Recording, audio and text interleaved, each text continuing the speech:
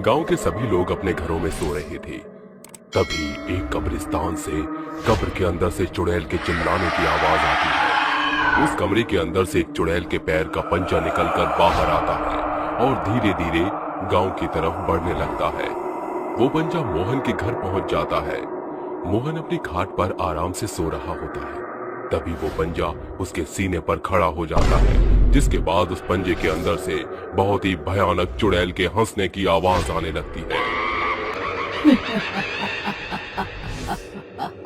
तभी अचानक से मोहन की नींद खुल जाती है, जिसके बाद वो अपने सीने पर पंजे को देखकर बहुत डर जाता है और डर के मारे थर थर कांपने लगता है। अरे अरे बाप रे, अरे बाप रे बाप, ये चुड़ैल का पंजा मेरे सीने पर आ गया। अरे अरे कोई मुझे बचाओ, अरे अरे बचाओ, ये पंजा मुझे मार देगा। बचाओ बचाओ बचाओ।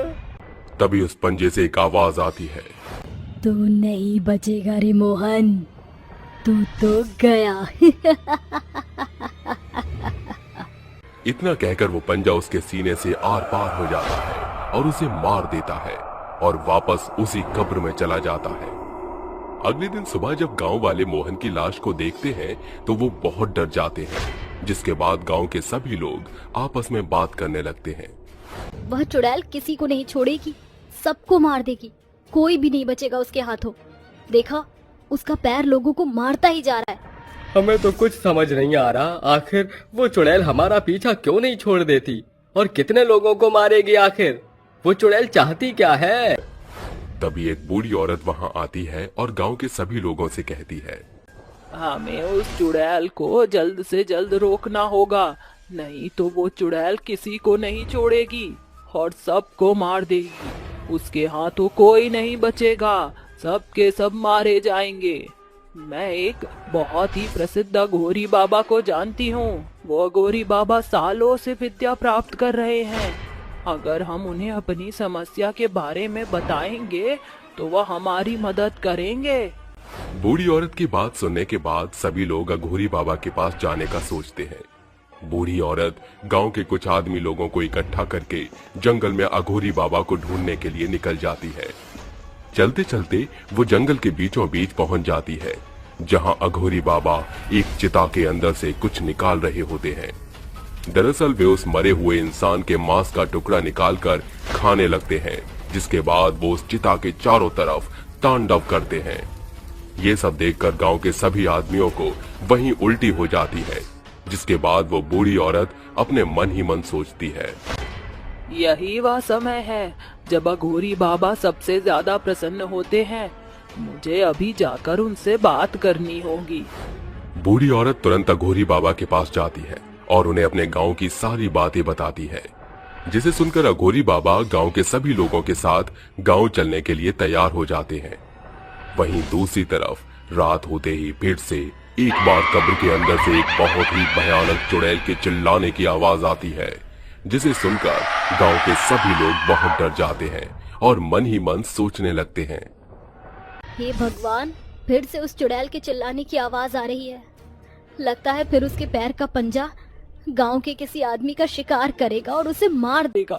तभी कब्र के अंदर से चुड़ैल के पैर का पंजा निकलकर बाहर आता है और गांव की तरफ बढ़ने लगता है। चुड़ैल के पैर का पंजा चलते चलते एक रामू नाम के आदमी के घर पहुंच जाता है, जिसके बाद रामू पैर के पंजे को देखकर बहुत घबरा जाता है और उसे वहां से भगाने के लिए अपने हाथ में एक लाठी ले लेता है। चुड़ैल, तेरी हिम्मत कैसे हुई मेरे पास आने की? अब देख मैं तेरा क्या हाल बनाता हूँ।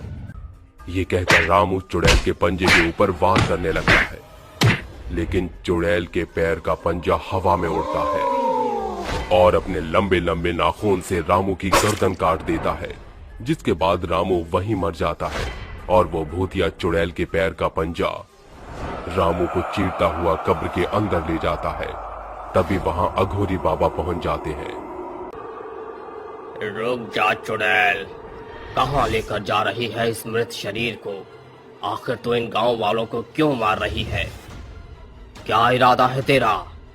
अघोरी की आवाज सुनकर कब्र के अंदर से चुड़ैल के जोर जोर हंसने की आवाज आती है, लेकिन चुड़ैल उस कब्र से बाहर नहीं आती, जिसके बाद अघोरी बाबा को बहुत गुस्सा आता है और वो अपने मन ही मन एक मंत्र का जाप करते हैं, जिसके बाद वो अपने झोले से भभूति निकालकर चुड़ैल की कब्र के ऊपर फेंक देते हैं।